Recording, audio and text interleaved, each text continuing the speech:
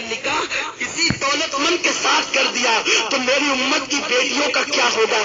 میری امت کی بیٹیاں زندگی کیسے گزارے گی؟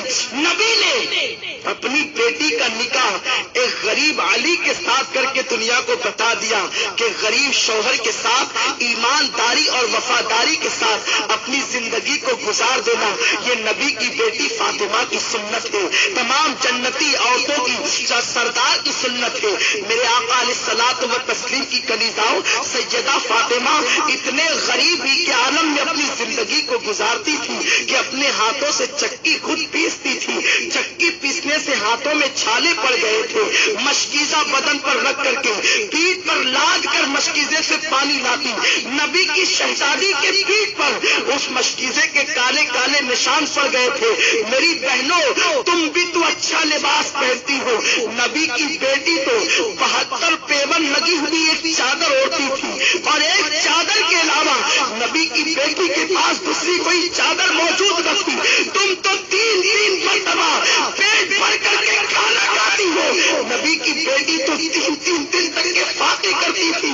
کیا نبی کی بیٹی کی زندگی تمہارے لیے نمونہ نہیں ہے؟ کیا نبی کی بیٹی کی زندگی تمہارے لیے اسوہ حسنہ نہیں ہے؟ ذرا سوچو تو صحیح، تم 3 مرتبہ پیٹ بھر کے کھا کے اللہ اور رسول سے بے وفائی کرتی ہو اور وہ 3 دن فاقہ کر کے اتنی نماز کی پابند تھی کہ 5 وقت کی نماز بھی پڑھتی، تہجد بھی پڑھتی، اور جب نفل نماز پڑھتی تو ایک سجدے کے اندر پوری رات گزر جاتی اور سبحان ربی الاعلیٰ کا ترانہ گنگناتی۔ جب فجر کی اذان سنتی تو حسرت کے ساتھ سر کو سجدے سے اٹھاتی اور کہتی اے اللہ تو نے رات اتنی چھوٹی بنائی کہ تیرے محبوب کی بیٹی فاطمہ دل کھول کے سجدہ بھی نہ کر سکی۔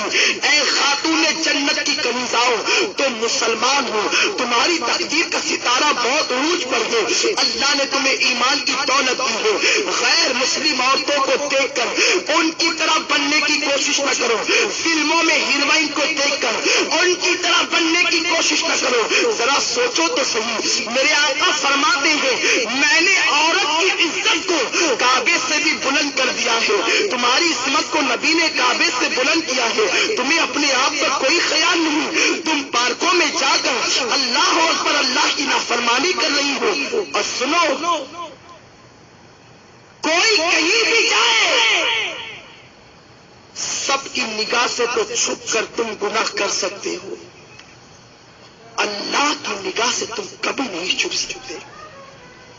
قرآن کہتا ہے ان اللہ کان علیکم رقیبا، تم جہاں کہیں ہو اللہ تم پر سخت نگرانی فرما رہا ہے۔